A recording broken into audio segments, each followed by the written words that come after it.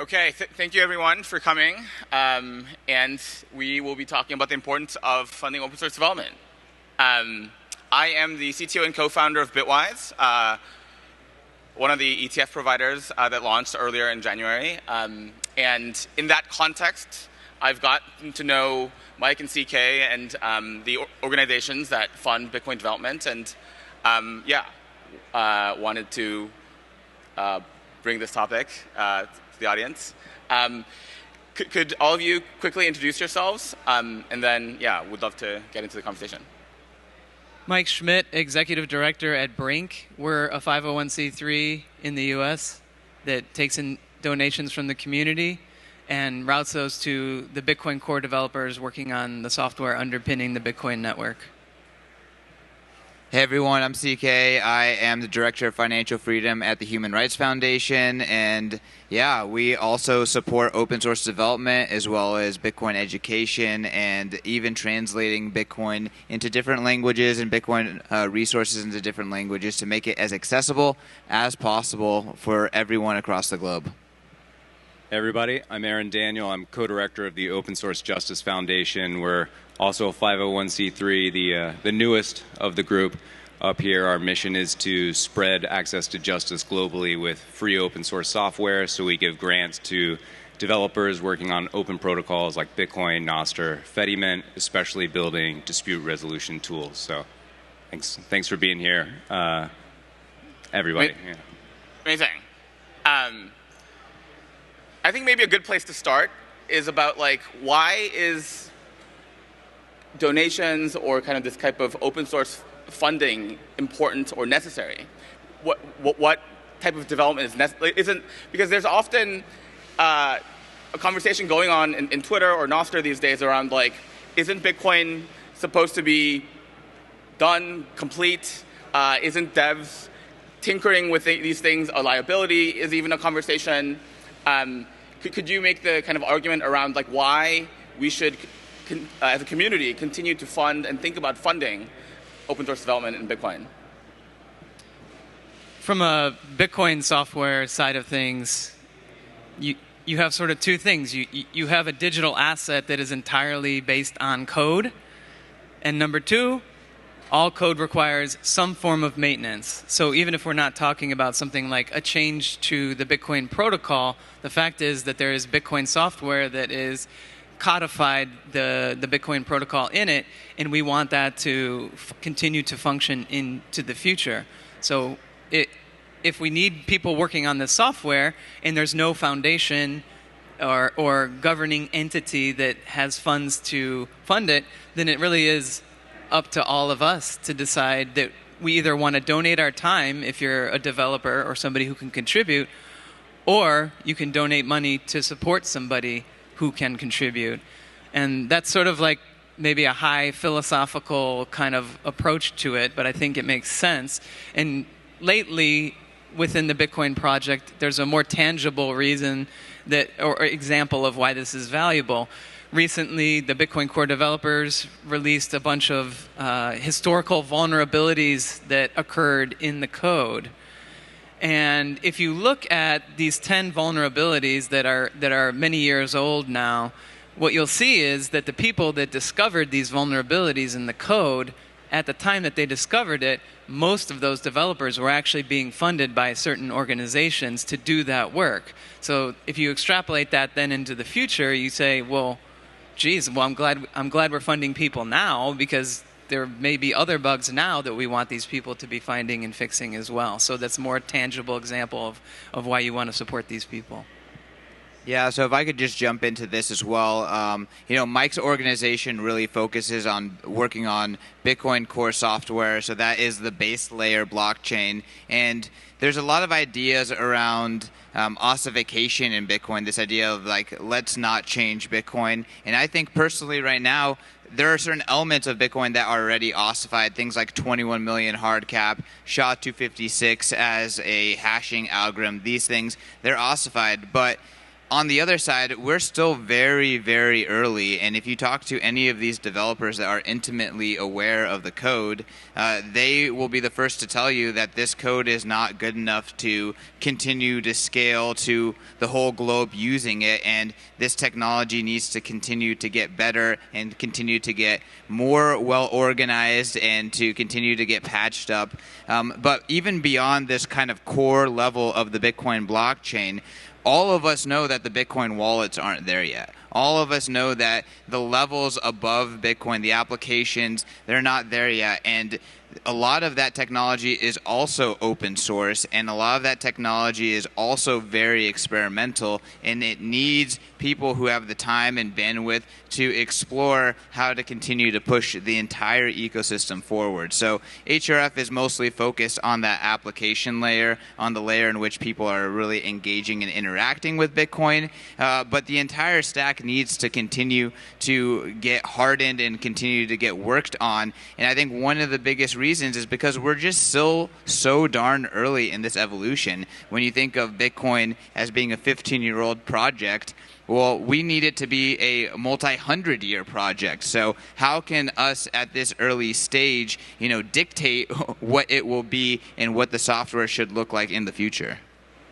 Yeah, and I'll just add, Bitcoin is core public infrastructure, okay? And that needs to be open source. We saw what happened with CrowdStrike recently, proprietary software that has become core public infrastructure that wasn't open and shut down all of our airports, right? And like Switzerland has recognized that core public infrastructure needs to be open source. They just passed a law mandating that all public software be open source. But Bitcoin is actually the truest form of public infrastructure because there's no federal funding for it. No government created it. The people created it. So the people need to fund it, right? And that's why it's so important that we actually do engage with the community and keep funding that public infrastructure to find these bugs and fix these bugs and keep maintaining for generations to come. Amazing. Great points. I think this is always a thing that when I talk to people about funding open source development, they often kind of miss the point on, is that software is not a static thing. And I think all of you kind of mentioned this point, that even Bitcoin Core, just the node that you run, the operating systems that they run in, every year Linux has a new distribution. Mac or Windows has different distributions. Even the compilers of the languages would have new versions. And ultimately, all of those incompatibilities have to be resolved and maintained. So I think it is sometimes intuitive to developers, but not intuitive to everyone, that software is not ever kind of complete, but that it has to be maintained and evolved. And because Bitcoin did not have some sort of ICO or pre-mine where you funded a lot of money into an organization, ultimately it's necessarily public work, it's necessarily open source, and it didn't have any type of fundraising entity. So it necessitates us to fund it ourselves. And I want to just add to that too. I think one of the most optimistic things is that you're now seeing, there isn't a central company building Bitcoin, but you're now seeing the companies that count on Bitcoin are starting to put money into our organizations, which are trying to help continue to maintain and push Bitcoin forward, just like Bitwise with your ETF. So, I think that is very bullish and very healthy. Yeah, so when we were bringing the Bitwise Bitcoin ETF to market, one of the things that we thought about was how could we make sure that the assets and the investors of that product can also contribute back to making sure that the network that their asset depends upon is sound and secure and maintained over a long period of time. Right, and you're protecting your investment, right? Yes. So it's almost hard to think about it as like a donation and more of like a self-investment. Like the U.S. government spending taxpayer money in national defense. You don't think about that security budget as like a donation to the military. I think the U.S. people think about it as a self-investment for their own security. And I think Bitcoiners likely should have a similar relationship to the quote-unquote security budget, which is the budget that it requires for open source developers to put in the time to maintain and secure the network. So now that we've talked about that point a bit, I think then the next stage of concern that often people have or bring is, okay, we understand that it's open source technology, we understand that there's no company or ICO that funds this, and that we have to figure out a way of funding it. How do we make sure that the funding sources do not bias or dictate or take over or capture the Bitcoin protocol? I think this is often kind of the concern that maybe someone like Michael Saylor brings up, which is like the devs might have their own motives or might fuck things up. Or sometimes there's also kind of questions around like someone being a disproportionate amount of funding. So like Jack Dorsey is often brought up as like the person that is funding a lot of Bitcoin open source development. And that type of kind of centralization of funding source is also brought up as a concern. How do you think about these questions of, okay, ultimately funding needs to come from an outside source, but how do we know that they don't bias or capture the developer community or have undue influence in a way that we would not want our public kind of user-controlled in spirit money to be controlled? Any thoughts? Don't have to go in order. Yeah. I have some thoughts. Yeah, go, Mike. Sure. Well, at the end of the day, everything is open source. So we should all remain skeptical Bitcoiners, regardless of what anybody says, because you can look at the code, the proposed changes, you can review them yourself, you can hire somebody to review them, to understand them. So that's our base level defense based on... That's the floor, yeah. Yeah. And on top of that, you have decentralization in terms of the funding organizations. There's like at least a dozen now that are doing some form of funding for Bitcoin core development. And then even within those organizations, I can speak to Brink, there's governance there, right? So if a donor from an exchange comes to us and says, we're going to conditionally donate to you, but we want you to do X, Y, Z.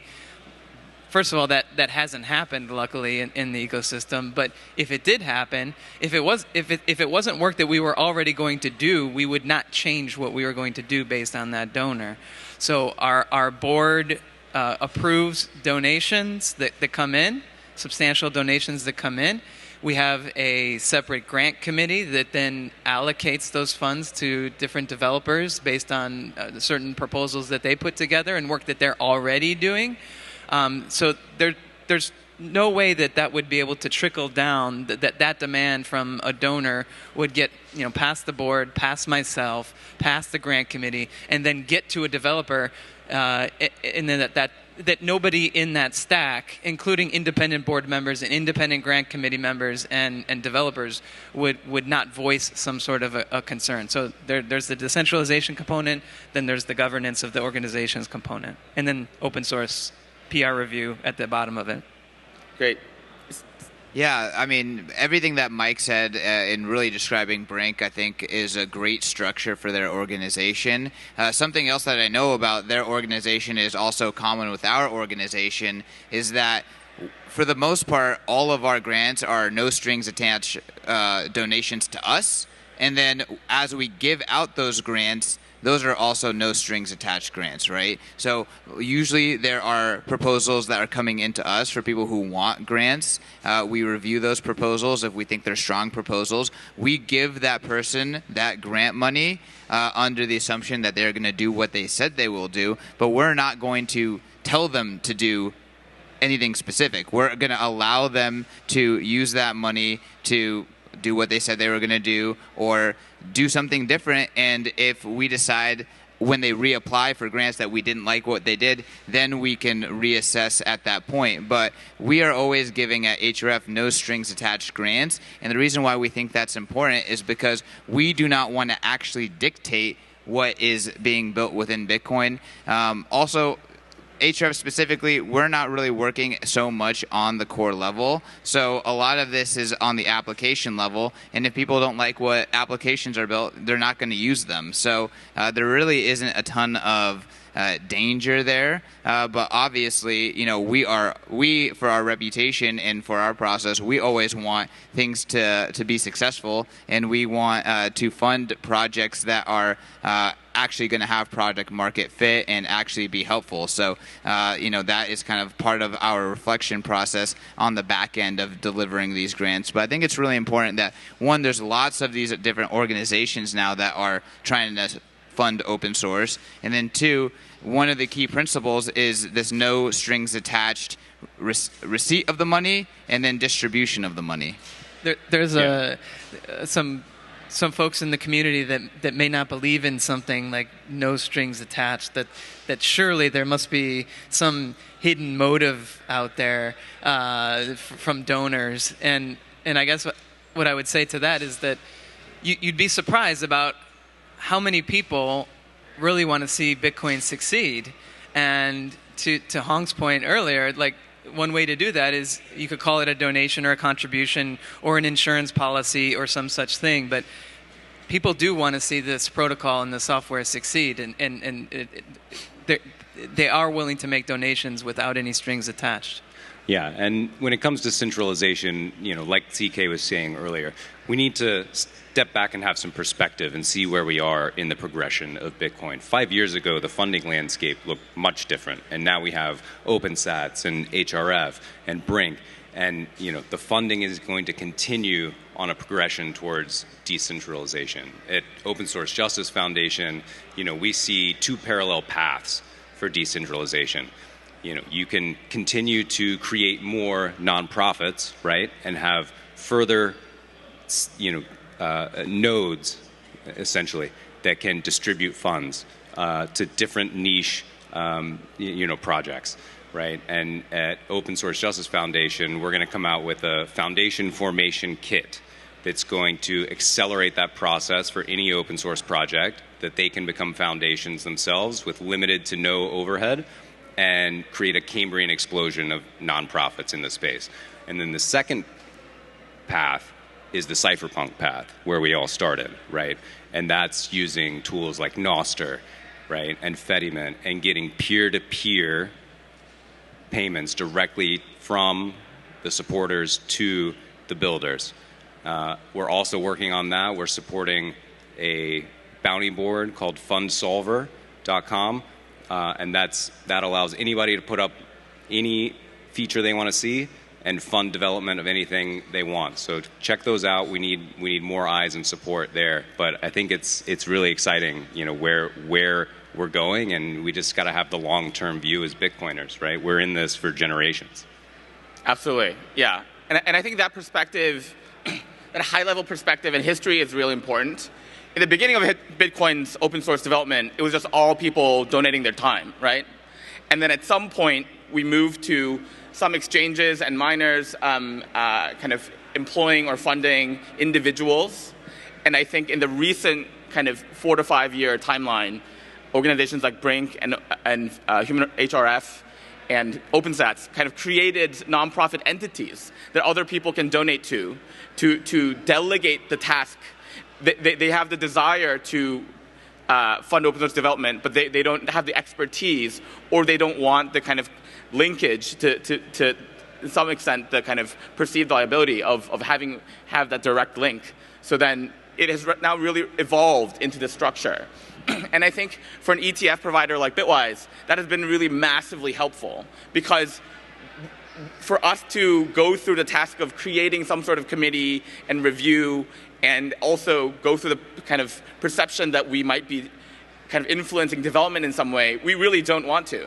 And now with these organizations, we have 2 degrees of no strings attached. We're making a no strings attached donation to Brink and HRF and OpenSats, and then you guys do that as well. So I think it's quite credible. The credibility of the kind of distance and no strings attachedness is stronger by both the kind of multitude of organizations and the kind of the 2 degrees of separation, so that we can make sure that kind of Bitcoin-aligned, even financial products like ETFs can donate, in our case, 10% of profits, but also kind of credibly claim to the community, concerned Bitcoiners, that we're not really dictating both the distribution nor kind of what the developers actually work on, because we really don't even have a line of communication with them, to be honest.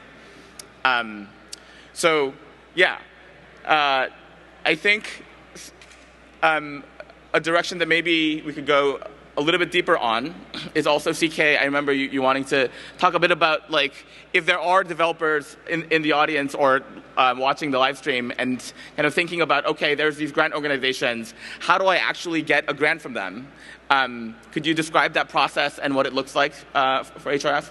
Yeah, so we don't have a ton of time left, but generally speaking, the first step is to apply, right? And for a lot of developers, it's to put your work out in public, especially if it's open source technology. So I would encourage any developer out there, href.org/BDF apply. You can apply for a grant. I would recommend also reach out to the different public-facing people within these organizations and make yourself known, so that way you're on their radar. I find that a lot of times many developers, they want to be discovered. They kind of just want to work, and then all of a sudden the money is going to flow. And it typically doesn't work that way. Having an open dialogue, applying, trying to articulate your ideas, it's going to help your project be successful, and for our organizations to be able to get you funds.